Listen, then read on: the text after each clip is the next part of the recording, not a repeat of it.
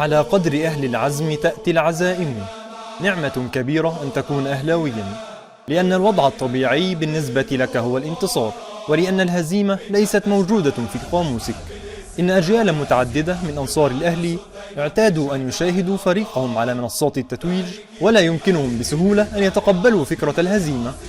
إن الملايين الذين رأوا فريقهم يسيطر على إفريقيا لسنوات عديدة مع كتيبة مانويل جوزيه، حتى أصبح أكثر الفرق تتويجا بدوري أبطال إفريقيا، من الصعب عليهم أن يصدقوا أن فريقا غير فريقهم أصبح بطلا للقارة السوداء. لكن هؤلاء الملايين يعلمون أن الأهلي قد يمرض لكنه لا يموت، وحتى يستطيع الأهلي أن يستفيق من هذا المرض الذي أصابه مؤخرا، فلا بد أن يتخلص من العناصر الذين لا يستحقون أن يرتدوا قميص الأهلي ولا يعرفون قيمته. إن الفريق الذي يشجعه ملايين المخلصين لا مكان فيه لضعاف العزيمة وأنصاف الموهوبين.